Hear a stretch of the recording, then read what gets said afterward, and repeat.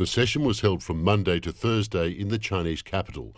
According to a communique released on Thursday, participants deliberated over and adopted the recommendations of the CPC Central Committee for formulating the 15th five-year plan for economic and social development. The Political Bureau of the CPC Central Committee presided over the meeting, with General Secretary Xi Jinping delivering important addresses. Participants heard and discussed a report presented by Xi on the work of the Political Bureau. Xi also delivered explanatory remarks on the draft recommendations. At the session, the CPC Central Committee fully affirmed the work of the Political Bureau since the third plenary session of the 20th CPC Central Committee.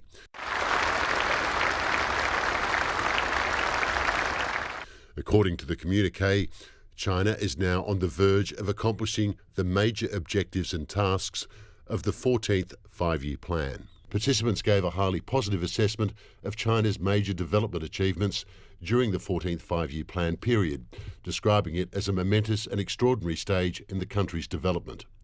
The communique says the next five-year period will be critical as China reinforces its foundations and pushes ahead on all fronts towards basically achieving socialist modernisation by 2035, serving as a key link between the past and the future. At present, China remains in a phase of development where opportunities coexist with risks and challenges, while uncertainties and unforeseen factors are on the rise.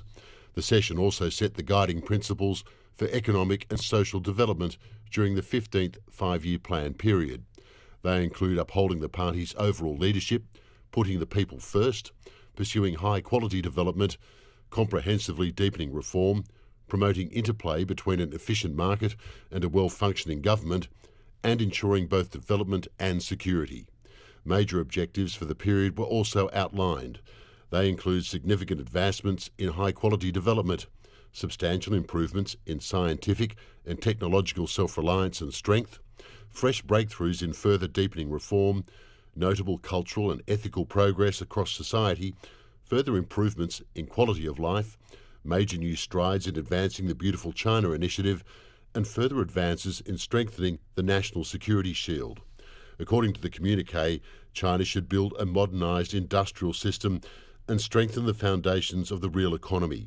It should enhance self-reliance and strength in science and technology and steer the development of new quality productive forces. The communique also says the country should build a robust domestic market, working faster to foster a new pattern of development.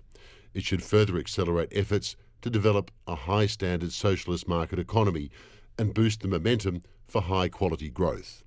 The communique further notes that the country should promote high-standard opening up and create new horizons for mutually beneficial cooperation. It should accelerate agricultural and rural modernisation, taking solid steps to advance all-round rural revitalisation. China should refine its regional economic layout and promote coordinated regional development. The communique adds that the country should also inspire the cultural creativity of the entire nation and foster a thriving socialist culture. It should work harder to ensure and improve public well-being and promote prosperity for all. China should accelerate the green transition across the board in an effort to build a beautiful China.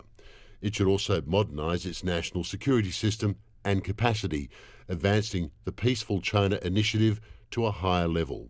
According to the communique, China should work to achieve the centenary goals of the People's Liberation Army on schedule and continue to modernise national defence and the armed forces. The communique also analysed the current situation and key risks. It says China must stay focused on meeting this year's economic and social goals. Efforts should aim to stabilise jobs, businesses, markets and expectations. The communique says China will keep the economy steady and maintain recovery momentum. Macroeconomic policies will keep their strength and be adjusted when needed. Support measures for companies will stay in place. A special campaign will boost consumption. The communique also highlights the need to secure the three guarantees: basic livelihoods, wages and operations at the grassroots level. It calls for prudent steps to ease local government debt risks. Improving people's well-being is another priority. The communique urges stronger job creation, especially for key groups. It calls for tougher action on wage arrears and better basic public services. Authorities should address pressing public concerns and speed up post-disaster reconstruction. It also says displaced residents should be properly resettled and kept warm through the winter. The communique stresses the importance of safety and stability. It calls for clear safety responsibility and strict supervision. Major accidents must be firmly prevented. Food and drug safety oversight will be strengthened. Disputes should be identified and resolved early. Public security management will be improved and illegal acts punished by law.